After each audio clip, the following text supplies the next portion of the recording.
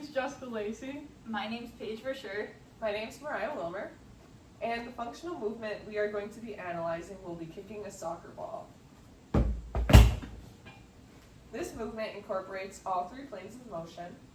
In the frontal plane, there's adduction of the leg when winding up and abduction of the leg during follow-through. In the transverse plane, internal and external rotation play a role during rotation towards the net.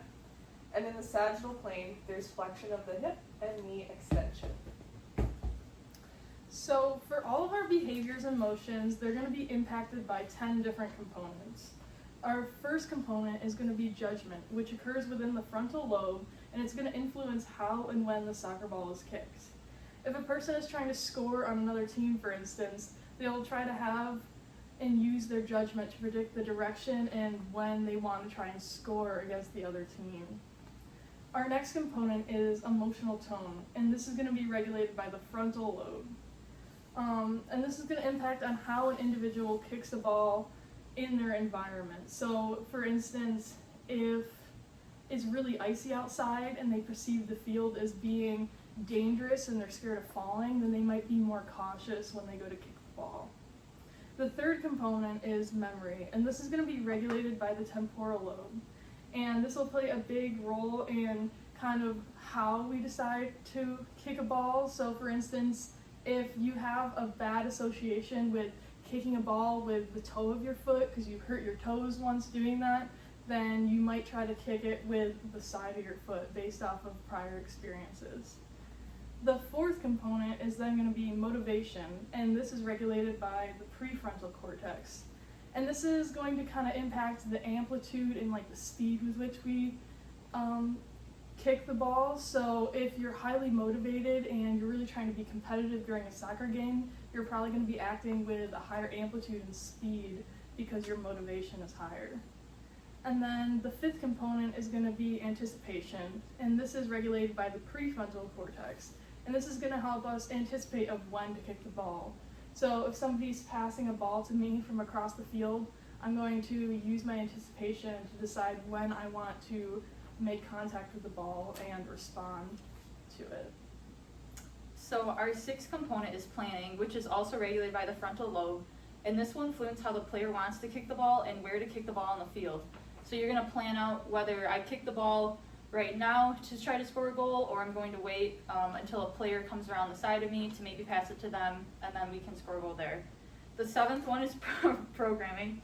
It is regulated by the frontal and parietal lobes, and this will influence an individual's automatic response when kicking a ball.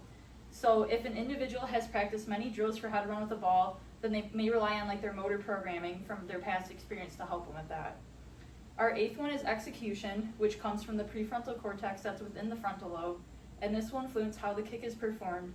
So whether or not I want to do a high kick to maybe try to kick over an opponent to get the ball to my other teammate, or if I want to do a shorter kick for a pass. Our ninth is skills, which is regulated by the frontal lobe, and this will influence the player's ability to move their lower extremity in a way that constitutes the kicking motion.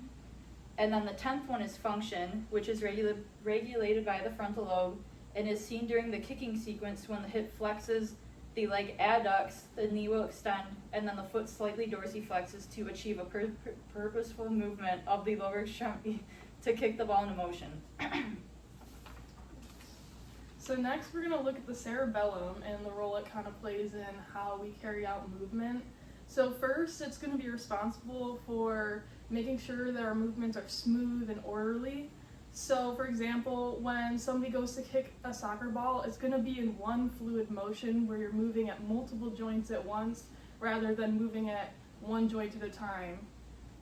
So the cerebellum works to do this by integrating the sensory information from our environment and the ascending tracts, and as well as the motor input from the motor cortices.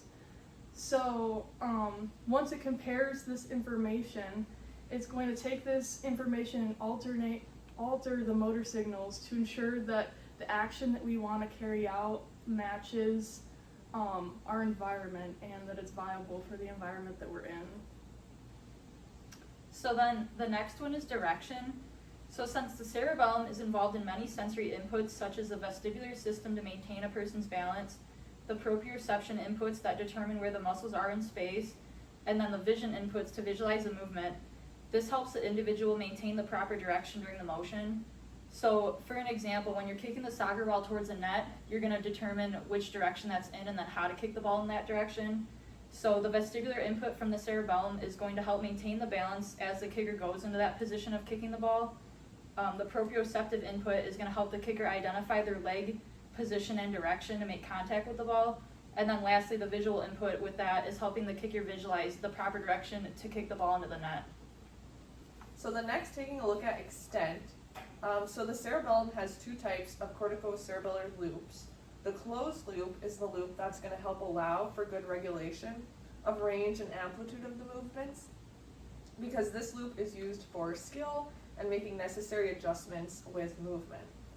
So the output is monitored by the sensory systems, and then signals inform the appropriate motor output from that. And this is called a feedback control. And so, for example, when you're kicking the ball, you need to judge the amplitude of the movement correctly.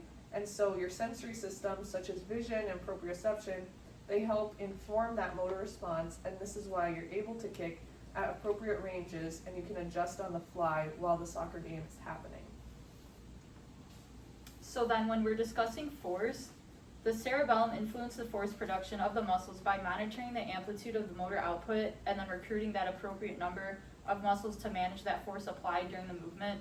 So an example of this would be like while you're kicking the soccer ball, the player is going to control their force to kick the ball to like a lighter or a harder kick to achieve their intended distance that they want the ball to travel. So whether or not it's going halfway down the field or maybe 5 feet in front of them to another player.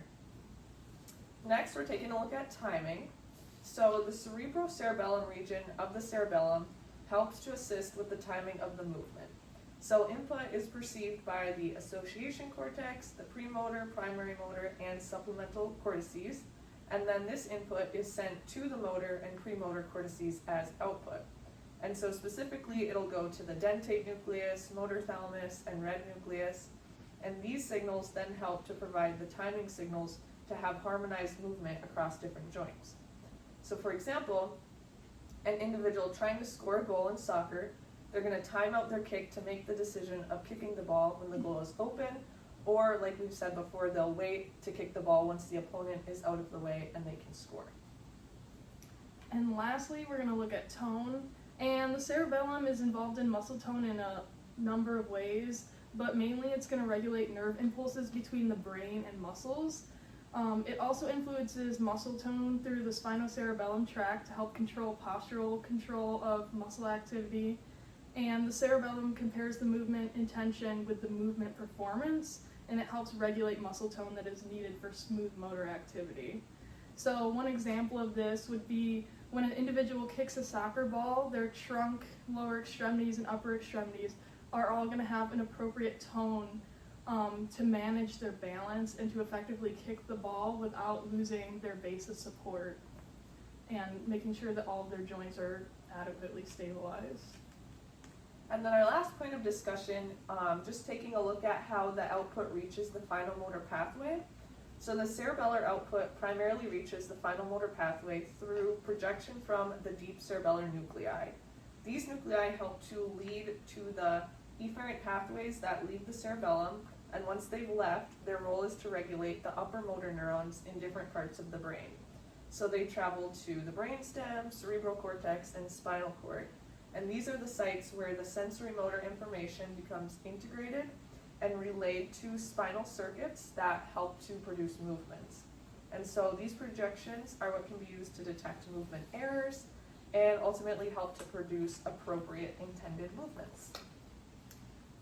Thank you for watching.